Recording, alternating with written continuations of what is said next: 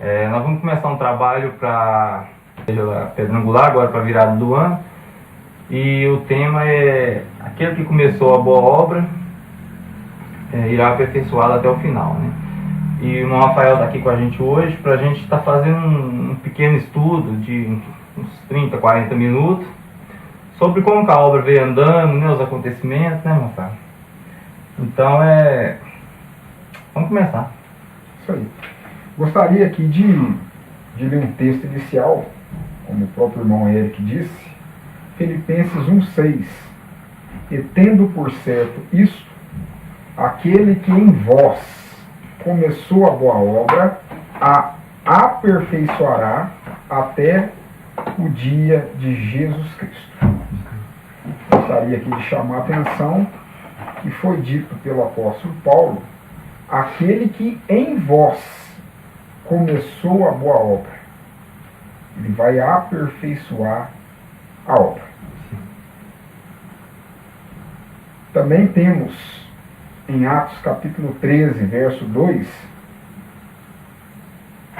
o seguinte: e servindo eles ao Senhor e jejuando, disse o Espírito Santo: apartai-me a Barnabé e a Saulo para a obra que os tenho chamado.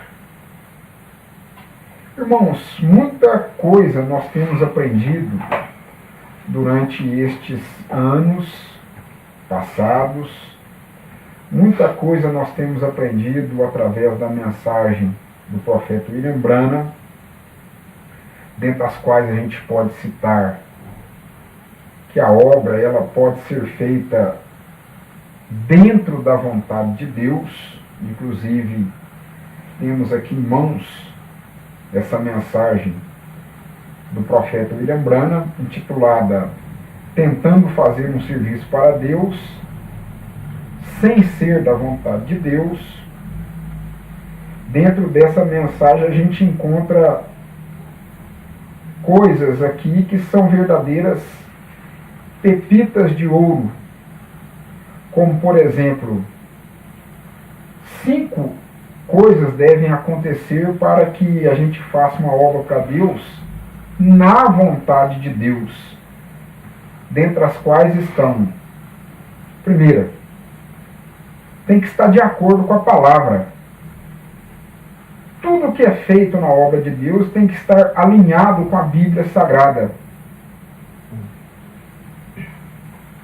Segundo,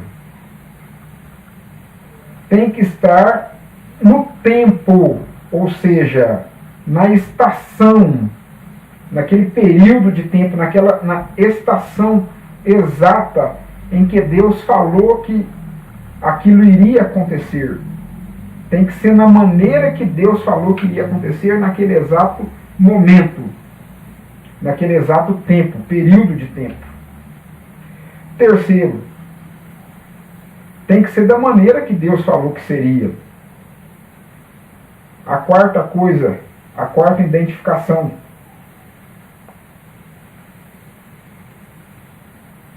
tem que ser, agora sim, no momento estabelecido por Deus. Gostaria aqui de citar um exemplo bem claro dessa estação de tempo e desse momento de tempo. Chegamos no tempo de colher laranjas. A laranjeira dá suas flores, enfim, depois dá os seus frutos pequenos. E esses frutos vão crescendo, crescendo, crescendo. Quando os frutos afloram na árvore, no caso a laranjeira, já é tempo do outono. Mas o fruto, ele tem um tempo específico. Ele tem um momento que você pode chegar e colher aquela laranja, no caso do nosso exemplo. Você não pode chegar na laranjeira, por mais que tenha laranjas, você colheu uma laranja verde. Provavelmente você adquirirá uma fruta que não tenha nem caldo. Estação é o período de fruto. E aquele momento que você colhe é aquele momento em que o fruto está maduro. Fazendo uma obra para Deus, tem que estar na estação certa para aquilo. Haja visto como o planeta Terra tem as 4 estações, a igreja também tem as 4 estações, e o indivíduo, em particular, também tem as 4 estações. Inverno, verão, outono e primavera. A quinta coisa que nós podemos salientar dessa mensagem do profeta é o homem da escolha de Deus.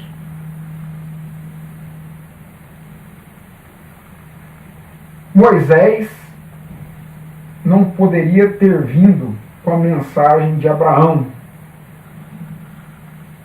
Enoque não poderia ter vindo com a mensagem de Moisés, porque a escolha de Deus é o homem da escolha de Deus para aquele exato momento, para aquela exata estação, da maneira que Deus quis. O que um dedo faz, o outro não faz. O que um pode fazer, tem a capacidade de fazer, o outro já não tem. O corpo de Deus, que é a sua igreja, está tudo ordenado por Deus. Cada membro em particular no seu devido lugar, com a sua devida função, no seu devido tempo. Assim é a igreja do Senhor Jesus. Para abrir uma obra, ou para dar início a uma obra, tudo isso tem que acontecer.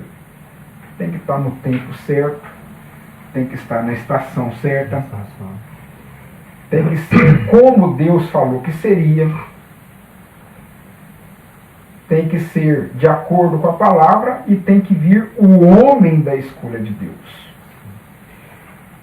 Muita coisa a gente tem visto nesses últimos anos, aqui em Pará de Minas em particular. Eu tenho vivido algum tempo como servo de Deus, como obreiro, como auxiliador, como cristão. Não peguei a igreja do seu princípio, mas eu só sei que ela começou dentro da casa do pastor Isaac, aonde o pastor Isaac nem ordenado pastor ainda era um levita, mas as pessoas já iam até ele buscando ajuda e solução para os seus problemas. Nós sabemos que a solução está em Cristo, obviamente, mas Deus destinou seus obreiros para que fosse a extensão do ministério de Jesus Cristo, porque Jesus Cristo hoje está em sua igreja, está em seus servos, ministrando. A palavra rupereter, ministro, é remador, são os remadores do Evangelho. E nisso tudo a gente vai vendo o chamado. Se nós tivermos tempo, vamos entrar aqui em perguntas e respostas e aprendermos do profeta como identificar um chamado. Chamado é aquela coisa que a gente se apega dentro dela. É maior do que a gente. Nós não conseguimos sair fora do nosso chamado. Sempre que tentamos dar uma escapadinha, a gente se apega envolto àquele chamado. O chamado é maior. O dom dado a nós é cada qual segundo o seu próprio chamado, segundo a sua própria natureza. E nisso a gente vai vendo o chamado do pastor Isaac. Nem ordenado pastor ainda era, e as pessoas indo até ele buscar ajuda pastoral, buscar conselhos e ajudas diversas. Lembro de um testemunho da irmã Marlene, que é a esposa do pastor Isaac, e inclusive testemunho até mesmo do pastor Isaac. Às vezes de madrugada a irmã acordava com o pastor orando pelas pessoas, né, em posição de mão e expulsando o demônio na sala da casa dela. E a pessoa até passava mal e ali, né, chegava até a passar mal mesmo ali, a vomitar ali no piso, e depois ela tinha que limpar tudo aquilo. Mas tudo aquilo já era um chamado. E logo o pastor Isaac se viu dentre essa obra, tinha que arrumar-se um lugar, porque a casa é pequena e o povo chegando. E teve uma irmã de nome Eva que emprestou a garagem da casa dela para que então começasse a obra aqui em Pará de Minas. E começou-se então aquela obra numa garagem. Deu início a uma garagem. Eu só sei que uma das coisas que me impressiona, e impressiona até hoje, é como Deus vindica o seu servo, é como Deus vindica o seu ministério, porque tudo está sobre vindicação. Se Deus deitou uma palavra, Deus vai honrar e velar por aquela palavra. Acabamos de ver que para fazer uma obra para Deus, na vontade de Deus, tem que ser da maneira que Deus disse que seria. Tem que ser da maneira que Deus estabeleceu. Assim o é. Tem que ser daquela maneira. E lembro, já anos depois, anos passados, teve um evangelista no nosso meio, de nome Valdir Honor, que trouxe até uma mensagem muito inspiradora. Aliás, ele falou sobre inspiração naquele dia. E ele, em testemunho, disse que pastor Isaac, de vez em quando nos encontrávamos ali em Nova Serrana e a gente falava a respeito de quando Deus permitisse a gente viria aqui, né? E Deus nos concedeu essa oportunidade de estarmos aqui junto com os irmãos, conhecendo os irmãos. E quando Deus tem um plano na vida da pessoa, não adianta fugir. Como ele mesmo disse, nós conversamos anos atrás. Naquele momento ele não compreendeu, não viu o que mais tarde ele viria a ver. No entanto, não teve como fugir. É como Jonas tentando fugir, mas não teve jeito. Ele acabou chegando ao lugar para onde ele tinha sido, né, mandado ir de uma maneira ou de outra. E depois que nós chegamos a esse lugar, então nós damos graças a Deus, porque não tem coisa melhor do que ver. Alguns anos atrás, eu não sei quantos anos eu não marquei, quando Deus tem plano de fazer a sua obra, ou o que Ele tem que fazer, nada pode impedir. Nós viemos de Pitangui por uma estrada que sai de Pitangui, passa por Onça, do Pitangui e sai aqui em Pará de Minas. Ela deve estar mais ou menos, eu creio que essa estrada deve estar mais ou menos nessa direção aqui, assim. Alguns anos atrás, estávamos eu, o pastor Adeilton, o pastor Zé Couto e o pastor Zé Alberto, e paramos na entrada, e ali o pastor Zé Couto falou: vamos orar, porque aqui não tem uma obra da mensagem aqui nessa cidade. Vamos orar, vamos pedir a Deus, para Deus nos conceder uma obra da mensagem aqui nessa cidade. Paramos o carro ali, curvamos a cabeça, oramos. Tempos depois, houve uma inauguração num trabalho aqui da mensagem, pastor Zé Couto. Eu vim de Nova Serrana com um grupo num ônibus, trouxe um ônibus de irmãos de lá. E tivemos esse trabalho ali mais ou menos na entrada, da outra entrada da cidade. Esse trabalho naquele período não prevaleceu, mas o querer de Deus prevaleceu. Pastor Isaac veio para morar em Pará de Minas aqui, e aqui está uma obra da mensagem dando prosseguimento àquilo que era da vontade de Deus. Nós não ficamos aqui daquele grupo que orou. Aqui está um fruto. Nenhum de nós, dos pastores que estávamos ali, estamos aqui, mas o pastor Isaac está aqui e está cumprindo aquilo que Deus queria que fosse feito nesse lugar. Amém? Então isso é fruto de oração, é fruto da vontade de Deus. Aonde houver um eleito de Deus, certamente a palavra chegará a ele. E nós vemos desde o começo dessa obra aqui em Pará de Minas as vindicações, inclusive em visões, em sonhos revelados, através da Bíblia, através da mensagem, através dos testemunhos, através da obra. Uma coisa inconfundível foi que Deus disse: a gente conhece uma árvore é pelos seus frutos. A gente conhece os profetas e um falso profeta é pelo seu fruto. É aquilo que sai da pessoa. O irmão Brana nos ensina isso muito bem. Nós conhecemos o profissional pelo tipo de trabalho que ele executa. O tipo de trabalho que ele faz para Deus mostra que tipo de espírito está nele. E isso é inconfundível. Por exemplo, hoje nós temos uma coisa até interessante. Nós temos o púlpito, tudo certo tal.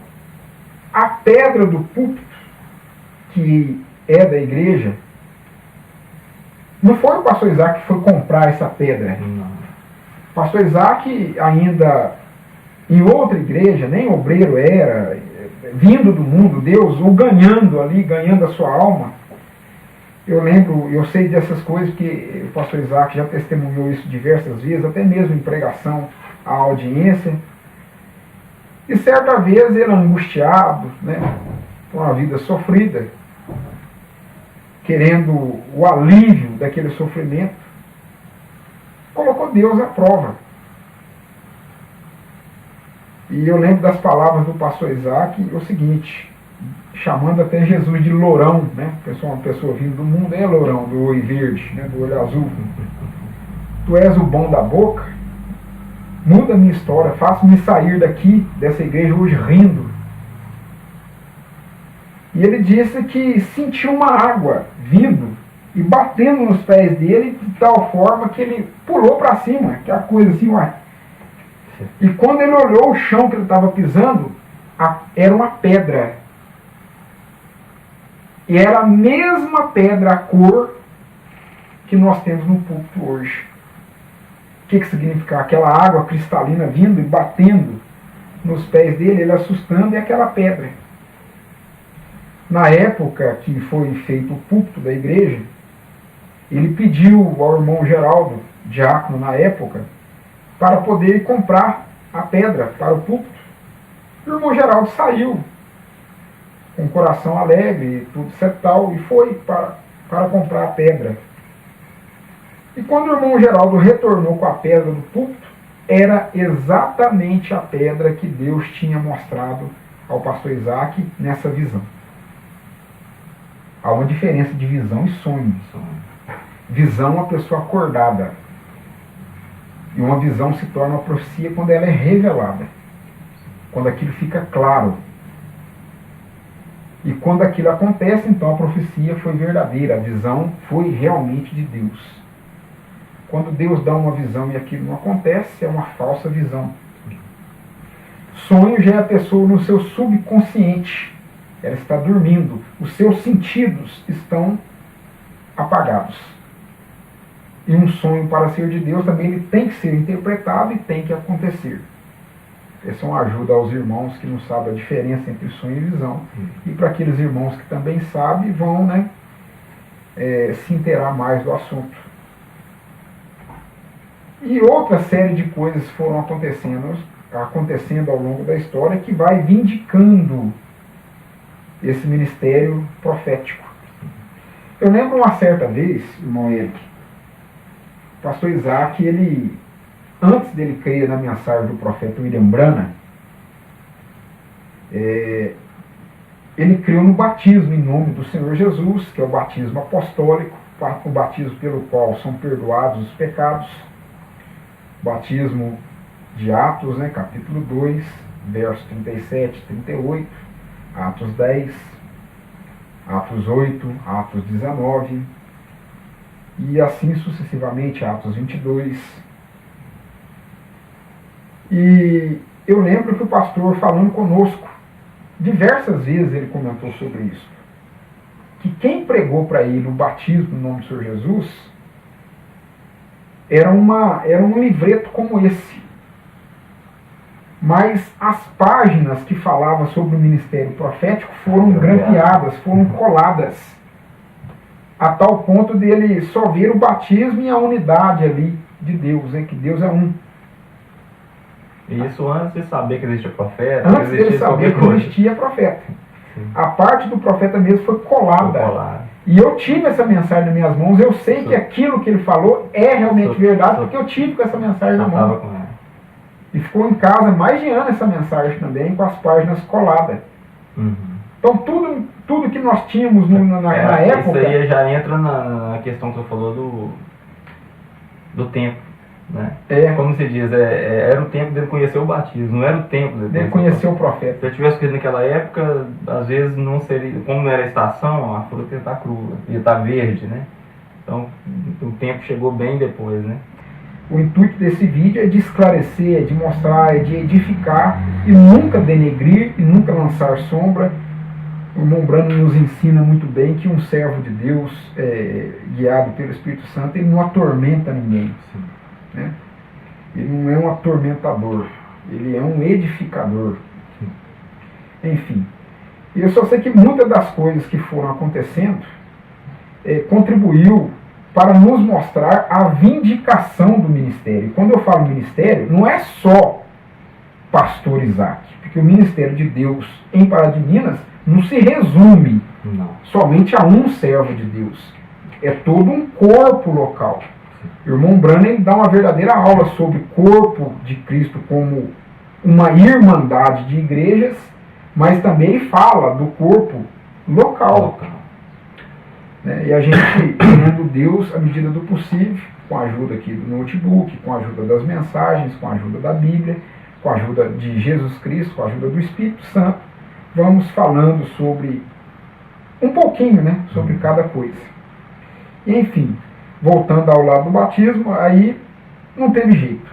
Por mais que Satanás tentou segurar a questão de conhecer o ministério profético de William Branham, chegou o momento de conhecer.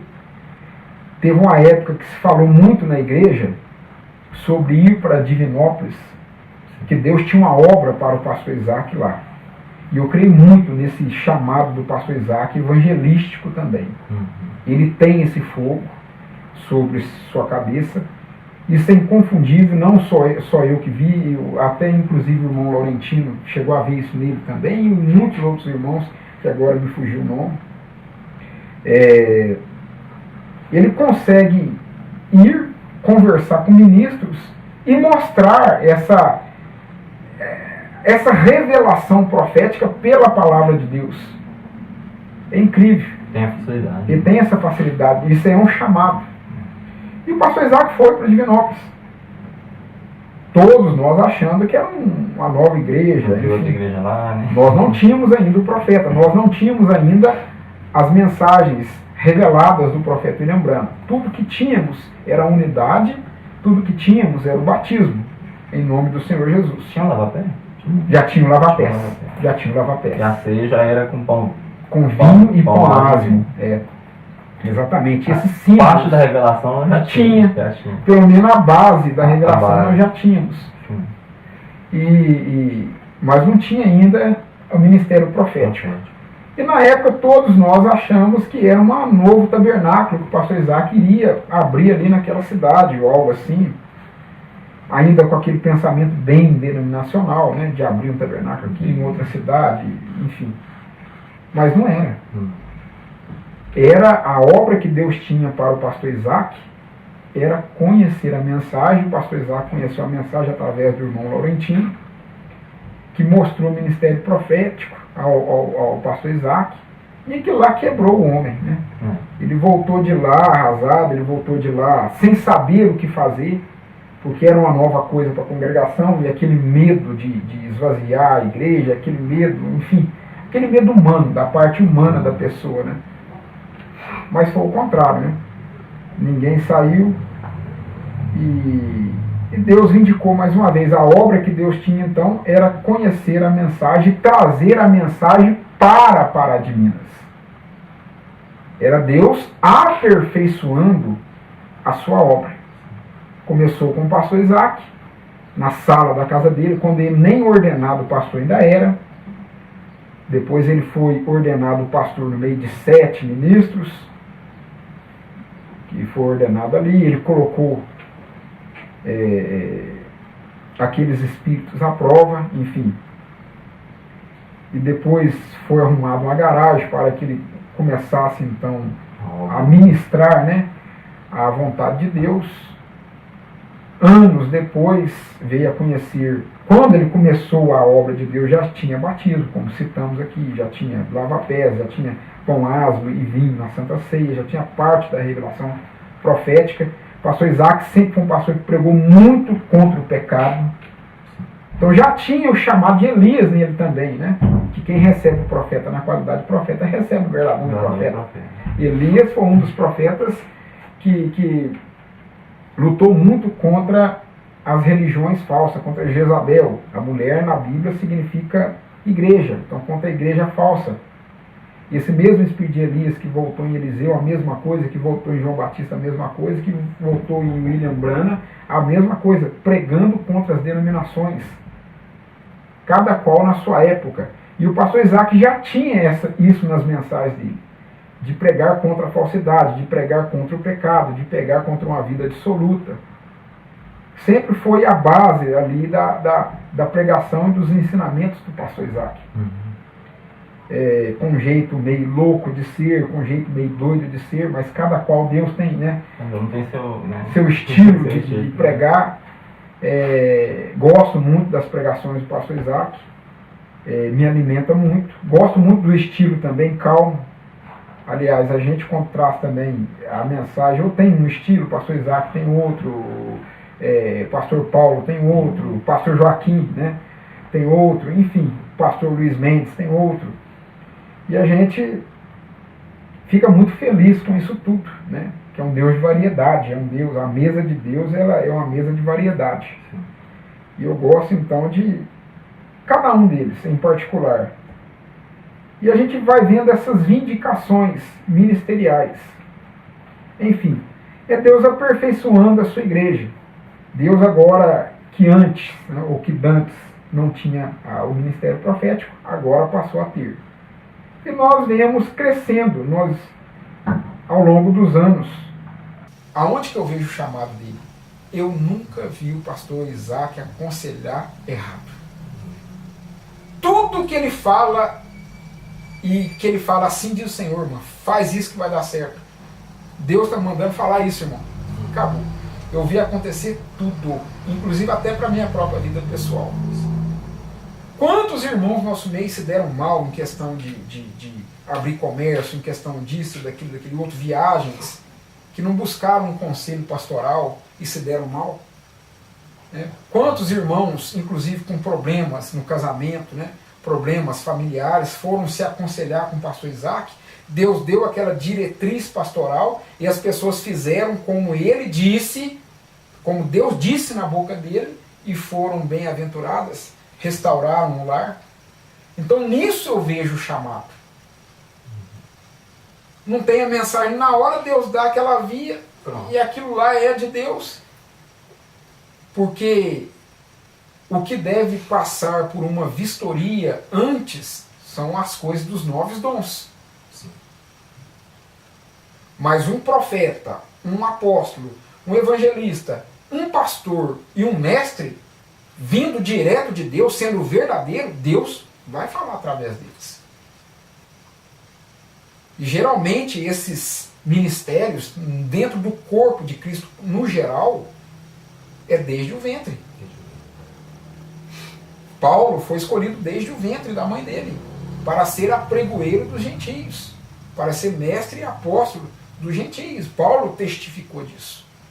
Então não são os erros de Paulo ao longo do ministério dele ter perseguido cristãos.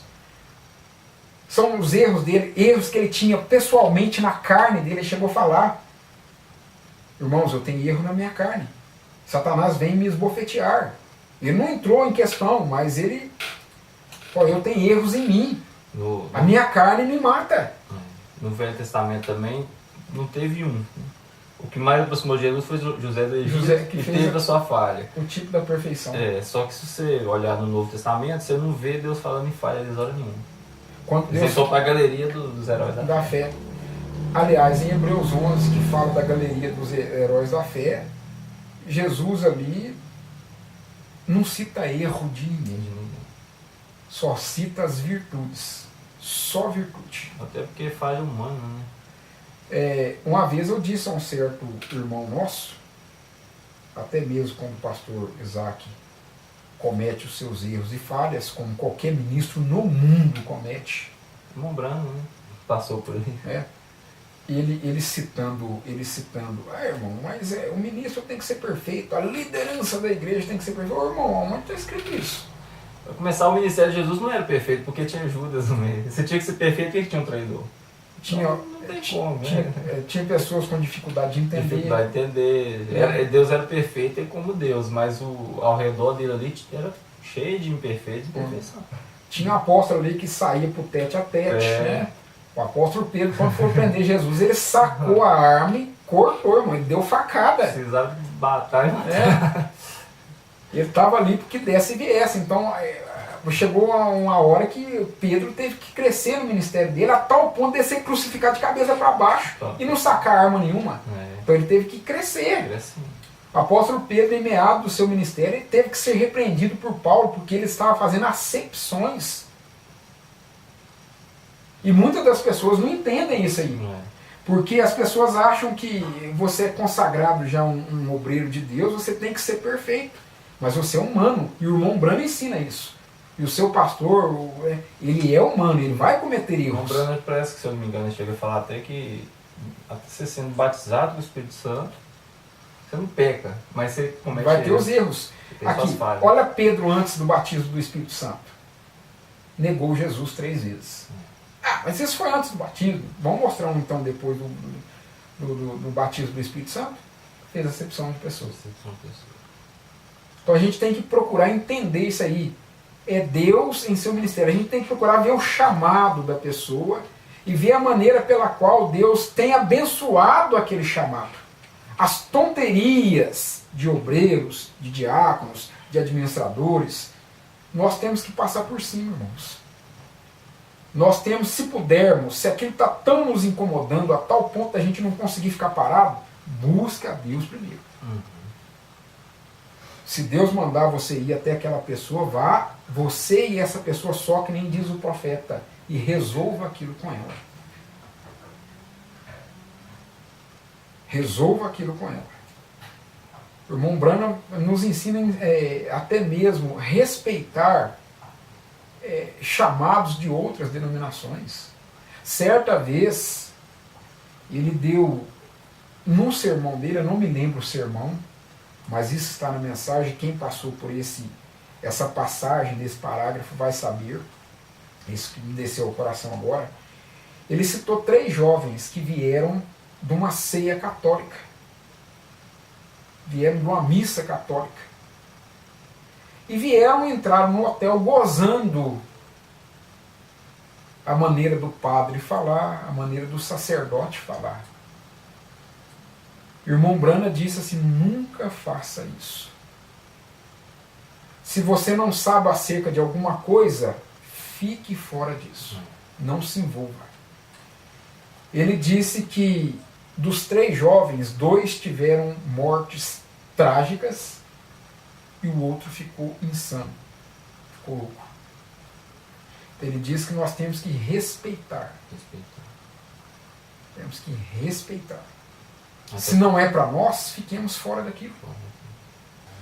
Eu só citei aqui o irmão Brana dando testemunho aqui na mensagem, tentando fazer um serviço para Deus, sem ser da vontade de Deus, parágrafo 38. Vou ler só a parte que interessa a nós aqui. Eu respeito a mensagem de qualquer homem que tenha dada acerca de Deus. O que quer que seja, eu o respeito de todo o coração. Por que eu falo isso? Porque tem muitos irmãos que não respeitam a mensagem que o pregador traz no púlpito, na plataforma.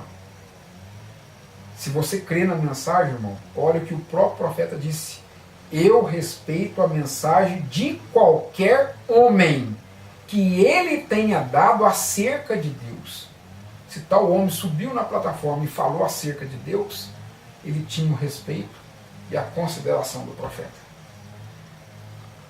Nós, como filhos de William Brana, na fé, através da mensagem de Deus para essa era, temos que ser de tal forma. Se a congregação votar para que aquele diácono continue, o diácono continua.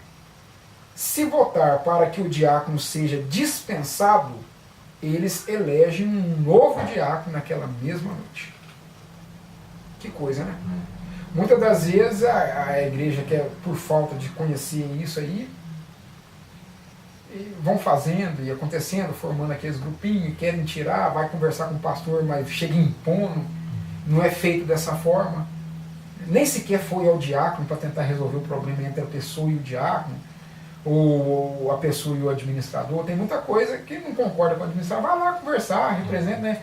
Dá a sua queixa, dá a sua sugestão, e muitas das vezes não é feito dessa forma. Covardia, né? Fala por trás.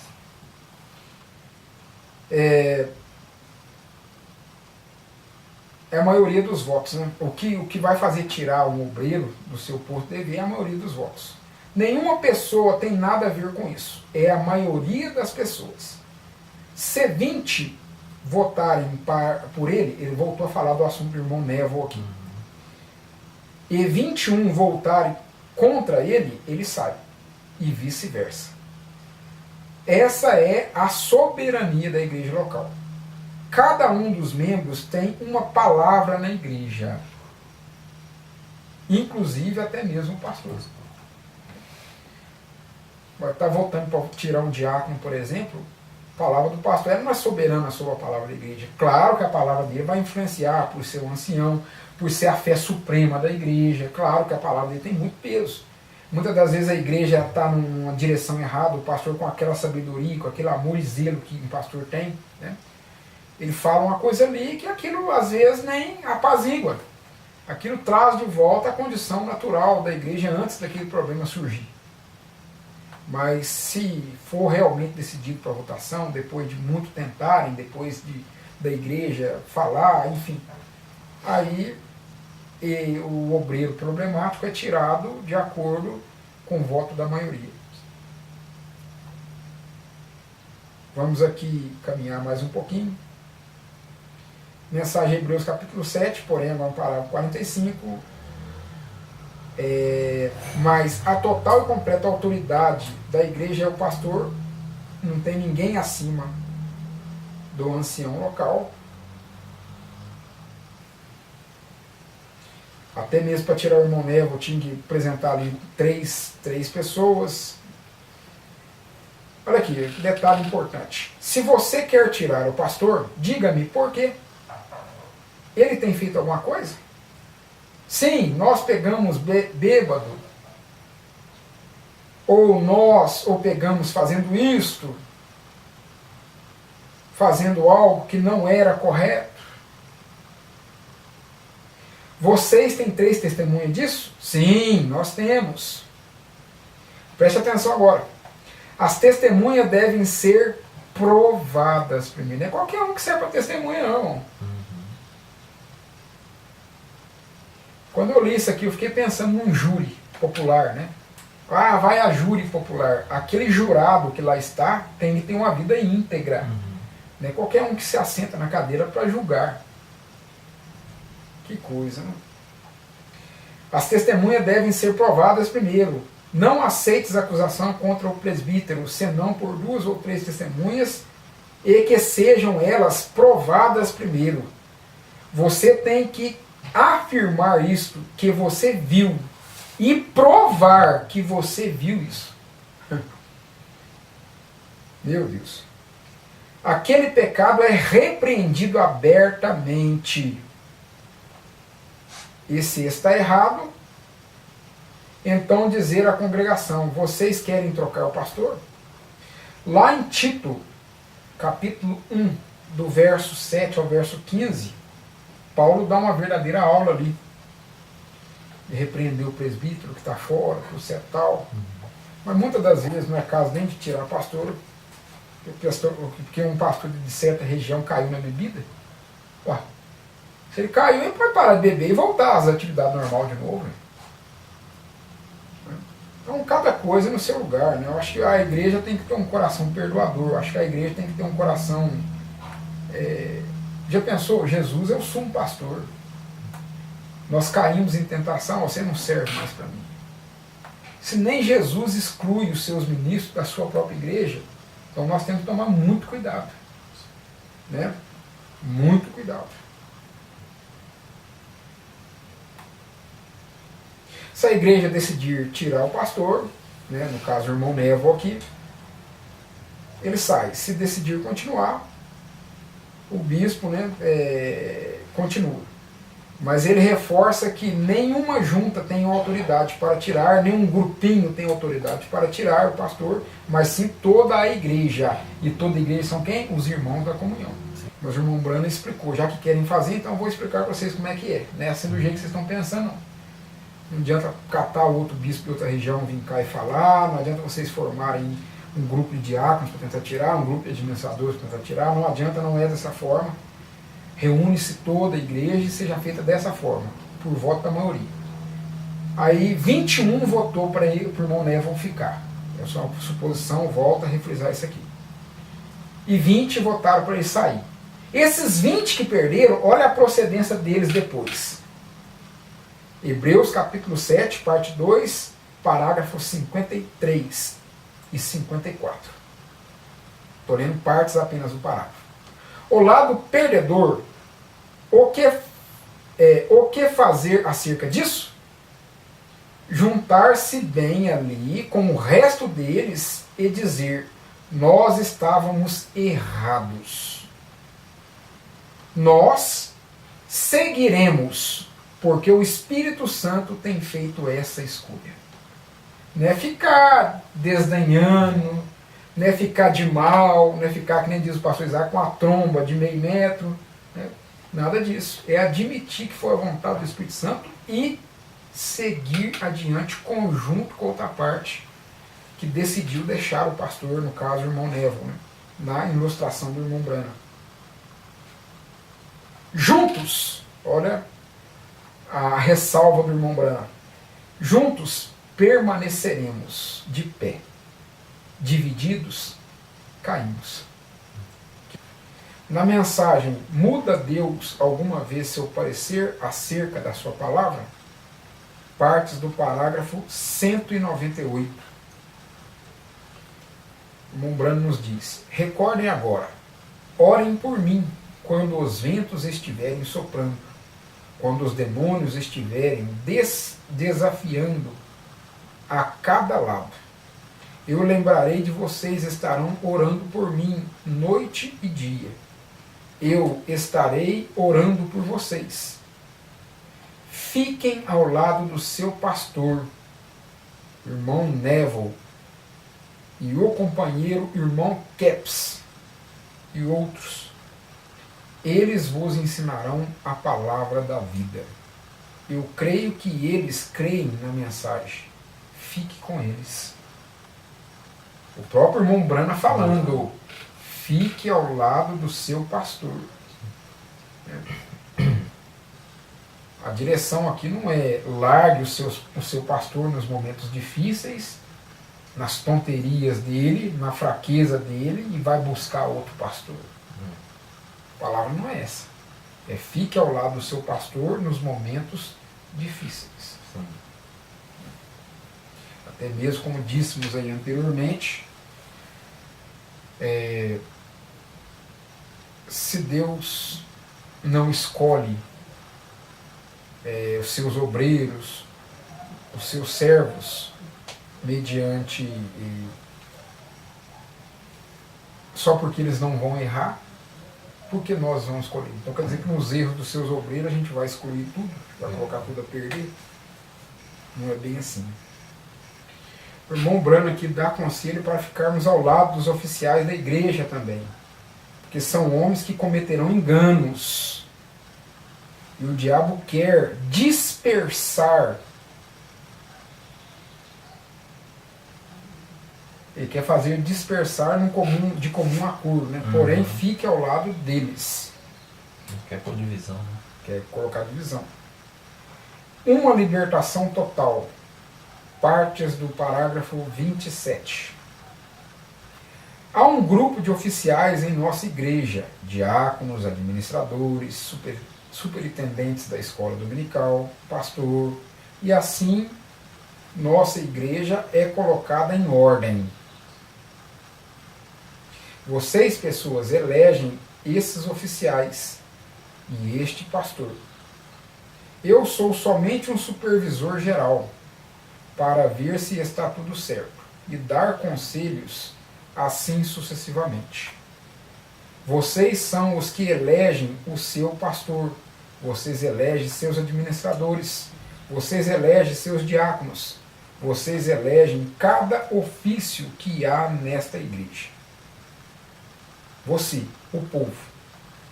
E é nosso dever se pôr de pé ao lado destes homens, veem, pois eles cometerão enganos. Eles são mortais. Eles são homens. E eles cometerão enganos. Mas se o presidente dos Estados Unidos comete um engano, nós o colocamos para fora como um presidente? Nós esquecemos isso e seguimos adiante. Esta é a maneira que queremos fazer em nossa igreja agora. Interessante aqui que o irmão Brana diz, né? Fique ao lado deles, desses oficiais, eles cometerão enganos. Eles são mortais, eles são homens, eles cometerão enganos. Palavra do profeta William Branham. Continuando aqui. Vocês, membros, coloquem-se ao lado destes administradores, diáconos, do pastor. E recordem, quando vocês têm isto unido, recordem, é serviço do diabo ver isto dispersado. Mas vocês fiquem ao lado de seus oficiais. É este o conselho que ia dar.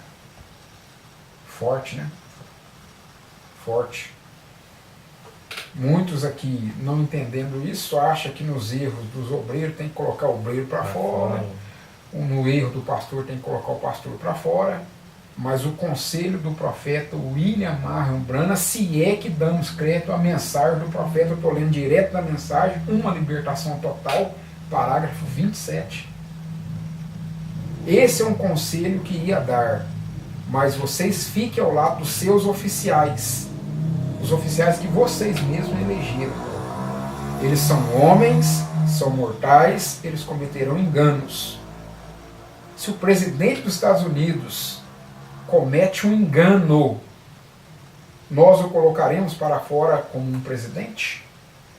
Nós esquecemos isso e seguimos adiante. Esta é a maneira que queremos fazer em nossa igreja. É um problema? Reuniremos, resolveremos, como cristãos, tendo paciência, tendo aquilo que o Espírito Santo manifesta em nós: longanimidade, paciência, benignidade, amor, mansidão, os frutos. A igreja tem o Espírito Santo. Ela não pode agir carnalmente, né?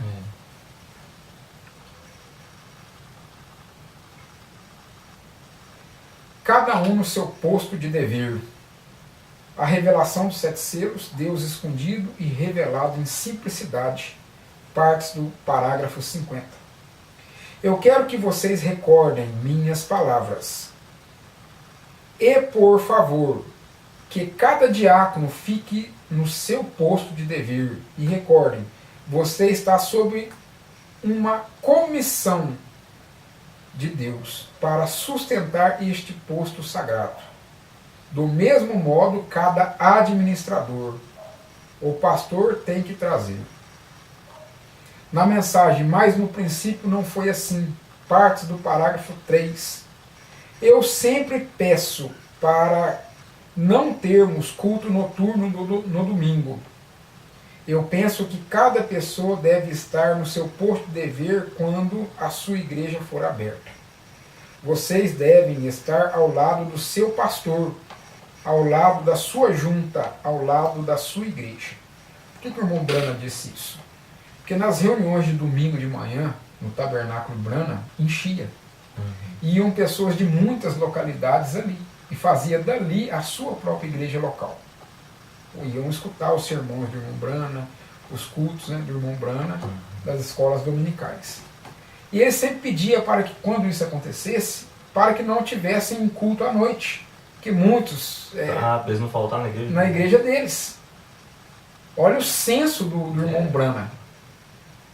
Olha o senso. Que é uma prova que ele não estava querendo tomar membro da igreja. De ninguém, de ninguém. Isso prova que ele não queria tomar membro da igreja de ninguém.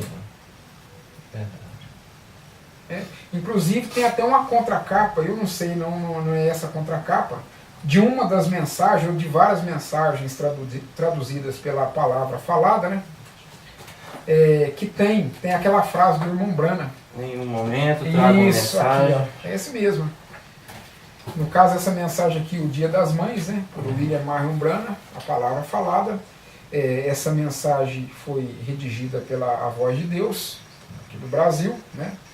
Olha o que o irmão Brana traz no verso capa. Né? Nem por um minuto trago uma mensagem às pessoas para que me sigam ou se unam à minha igreja. O que tem pastor de mensagem fazendo isso? Ou que tem pastor denominacional fazendo isso? Com a mensagem debaixo do braço, Bíblia debaixo do braço, mas que não tem a procedência que o profeta tinha. Que coisa! Nem por um momento trago uma mensagem às pessoas para que sigam ou se unam à minha igreja, ou dê início a alguma confraternização e organização. Nunca fiz isso e não o farei agora. Não tenho nenhum interesse por essas coisas. Tenho sim, todavia, interesse pelas coisas de Deus, pelas pessoas, e se eu conseguir fazer tão somente uma coisa, estarei satisfeito.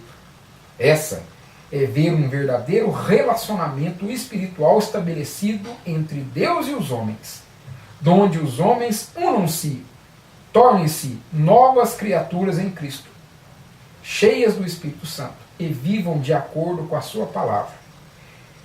Eu queria convidar e pedir e advertir todos a ouvirem a sua voz nesta ocasião, e a Ele completamente renderem suas vidas, ao mesmo modo que eu confio meu coração, que me entreguei completamente a Ele. Deus os abençoe, e que sua vinda jubile seu coração. Está aí, muito forte, né? essa mensagem. Isso é tão forte que o pessoal da Voz de Deus, não somente em várias mensagens, ele traz é uma oração, né? Um ensinamento, enfim, é a palavra de Deus, é o assim diz o Senhor, é o irmão Brana falando. Mas tem muitos pastores que não têm seguido isso aí. Né? Pelo contrário. Tem feito ao contrário, e nós vimos aqui que a igreja local, ela é soberana, ela tem que por si só resolver seus problemas, ela tem capacidade para isso. Vimos também dentro da palavra de Deus, né, em 1 Coríntios 6, Paulo dando essas diretrizes e esse tipo de ensinamento. Então aquilo que o profeta falou acerca dessas coisas, ele está embasado na palavra de Paulo, enfim, na palavra de Jesus Cristo. Qual é o seu caráter presente? Né? Uma coisa puxando a outra. E cada homem tem seu caráter presente. Então eu fiz a pergunta aqui, qual que é seu caráter presente? Mensagem identificação. Partes do parágrafo 114. Que partido você teria tomado? Que partido você teria tomado? De que lado seu caráter presente eu teria colocado? Pense de você. De que lado teria seu caráter presente que você tem? Onde você teria se identificado nos dias de Jesus? Que muitos não tinham Jesus como pastor ali.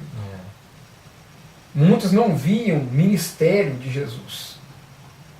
Até cura, bênção, prosperidade, é tudo muito bem. Até na hora de encher a barriguinha, né? Mas na hora que Jesus começou a mostrar erros, profecias, muitos deixaram. Em 70 que o abandonou. 70 abandonou, ficou só os 12 e Jesus não alisou, não. Perguntou se... Querei vos retirar-vos também? Aí aquele que tem revelação, aquele que tem um caráter presente, né? O profeta está citando aqui, que Pedro, revelado, disse, para onde iremos nós? Só tu tens as palavras de vida eterna. Qual que é a importância disso? Vimos aqui na mensagem tentando fazer um serviço para Deus. 5 coisas têm que acontecer, dentre as quais tem que estar na palavra de Deus, tem que estar na estação certa, tem que estar no momento exato, tem que ser da maneira que Deus falou que seria, e tem que ser o homem da escolha de Deus. O homem da escolha de Deus, o momento era aquele, e muitos se posicionaram contra a própria palavra sendo revelada. Se Deus escolhe um ministério para Pará de Minas, com um pastor, com a comissão de diáconos ordenados, com a comissão administrativa ordenada, com o departamento de música forte, que vivem o que louvam, com pregadores que vivem o que louvam, independente se houver alguma tonteria, independente se tiver alguma fraqueza, é a palavra sendo revelada nesta época. Como nós vamos nos posicionar? Como está o nosso caráter presente? Será que não somos capazes de identificarmos o que Deus tem feito? Que até mesmo nos erros Deus tem sido com o ministério?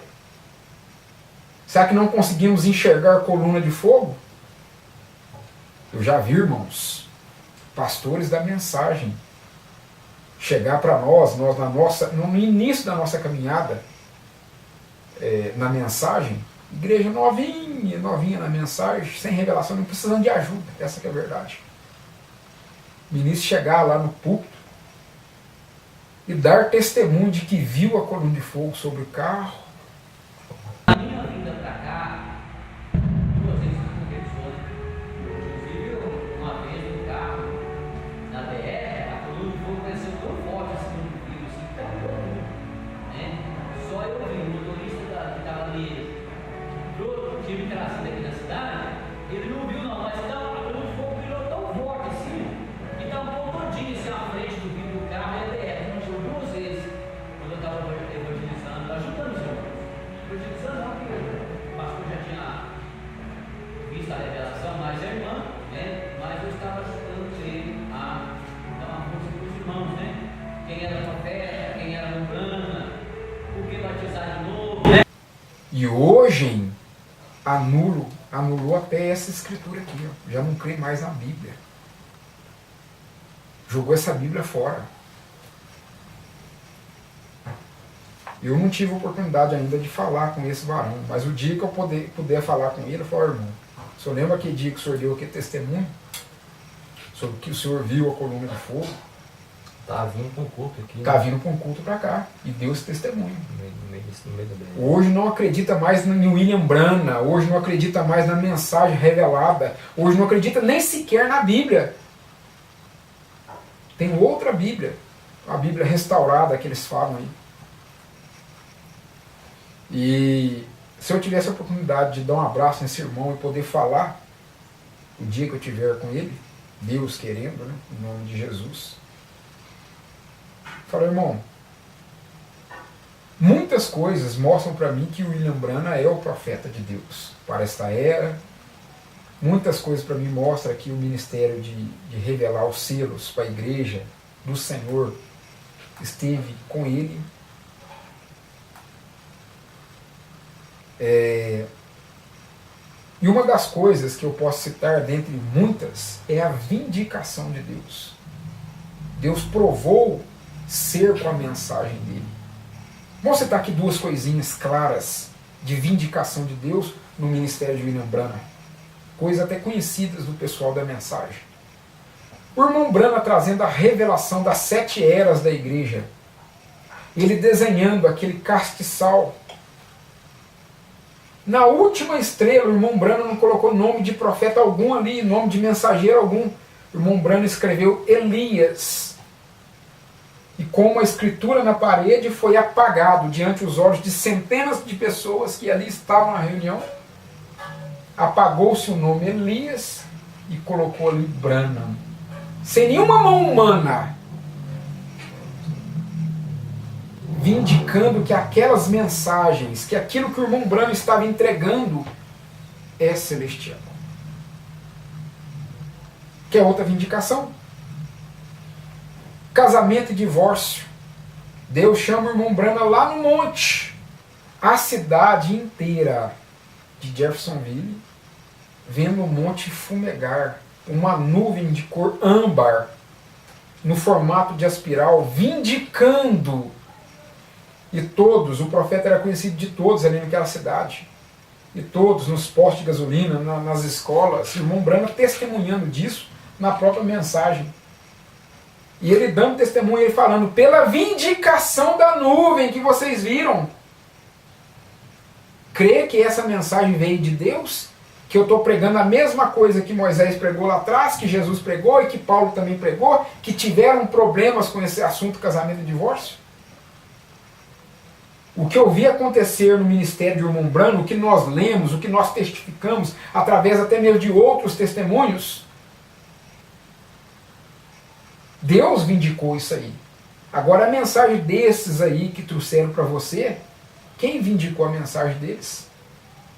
Que anula a mensagem do profeta, que anula a mensagem, que anulam as escrituras sagradas. Tem vindicação.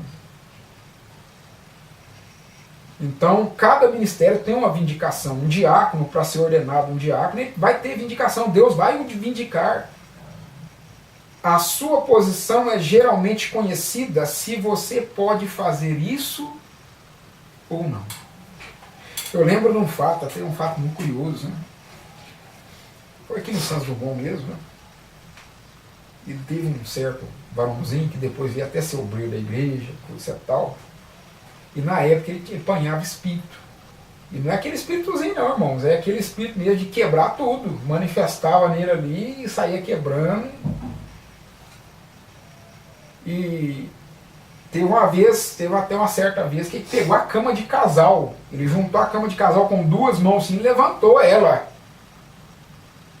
De modo tal, falando, isso não pode ser um homem comum. O que está nele ali não é comum. Realmente tem algo ali manifestado nele, porque homem nenhum faz isso não. Não tem essa força. Quem for chamar, pastor Isaac.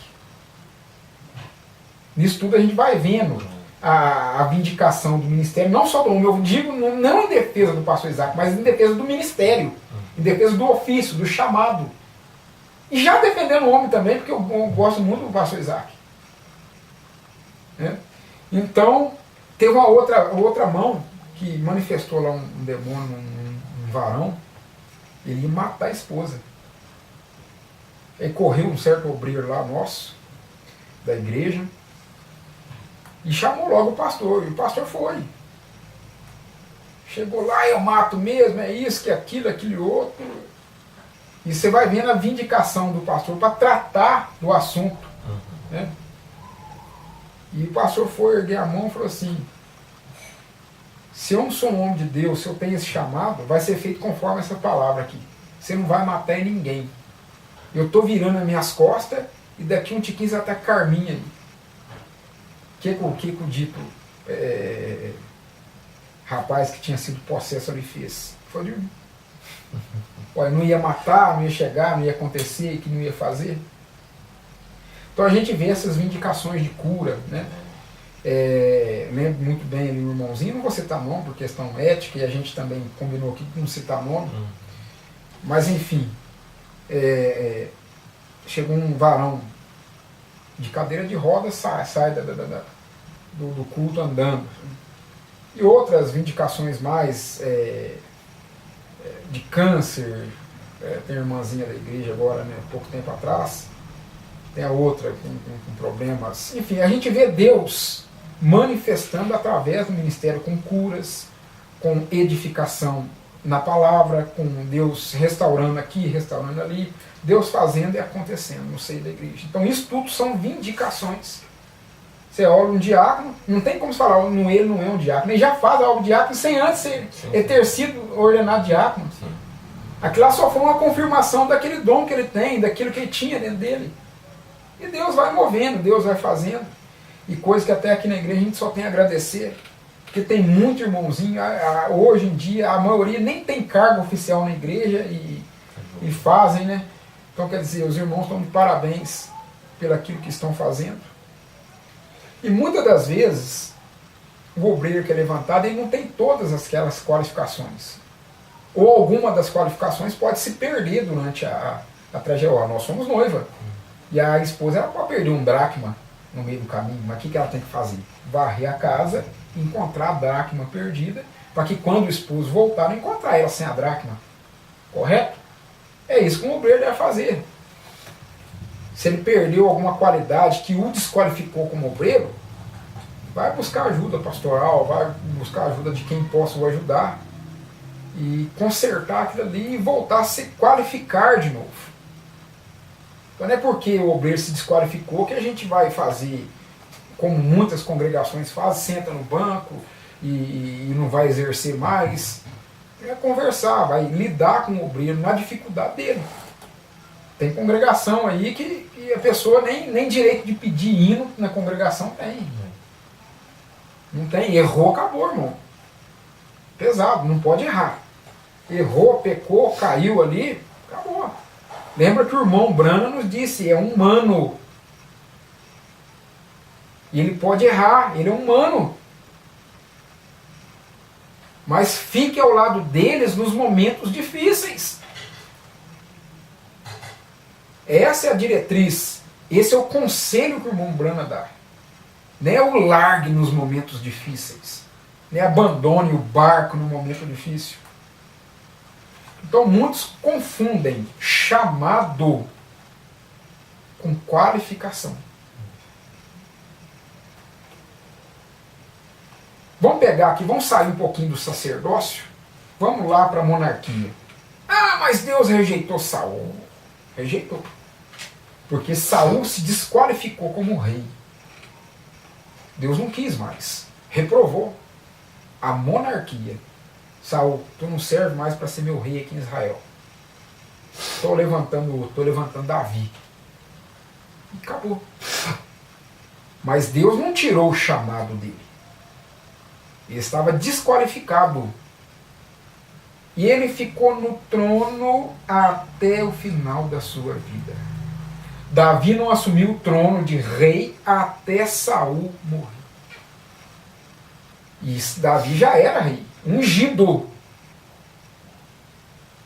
Qualificação e chamado. Temos que aprender a diferenciar estas coisas. Então, às vezes, quando a coisa queima em nosso coração, nós precisamos nos afastar. Nós precisamos de ir para algum lugar para buscar a face de Deus. E o que acontece quando isso de fato acontece?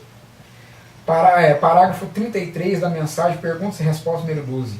Você vai para um lugar porque é Deus tratando com você. Deus se fazendo conhecido para você. porque Deus não te deixará. Eu gostaria aqui de abrir outro parênteses. Quando a gente se refere a ir a algum lugar, nós não estamos falando de monte, não. Porque teve uma época, irmãos, que nós sofremos muito aqui com monte. Lá no início, quando nós nem tínhamos ainda a revelação do profeta, quando nós éramos uma denominação com pensamentos, com obra e tudo quanto há. Teve obreiro que já chegou a falar com o pastor Isaac, mas que isso? O senhor nem vai no monte? Como quem diz, ele subiu um monte pelo menos uma vez por semana, então ele tinha mais poder que o pastor, tinha mais conhecimento, mais unção. E a gente vê isso tudo uma tonteria, isso tudo é uma meninice. Eu não gostaria de entrar em questão, né? Que hoje a gente não tem problema com dom na igreja, graças a Deus. Né? Isso é uma coisa já saturada e também eu não separei isso de bate-pronto para agora. Mas o irmão Brana chega a chamar até mesmo essas pessoas de dons de meninos ainda. Porque tem que, aquilo lá tem que crescer. O dom tem que ser granjeado para que o diabo não entre e brinque com a pessoa. E muitas das vezes isso acontece no seio das igrejas. Por não fazer a coisa certa, por não se separar, como o irmão Brano nos instruiu na ordem da igreja, que esses dons é um ministério, dom de língua e interpretação, é conjunto, é um dom privado, é um ministério privado, tem que separar-se, buscar a face de Deus, claro, e para que Deus venha responder, se é que Deus vai responder, não é porque um varão fala em língua que Deus tem que falar com ele todo dia, não.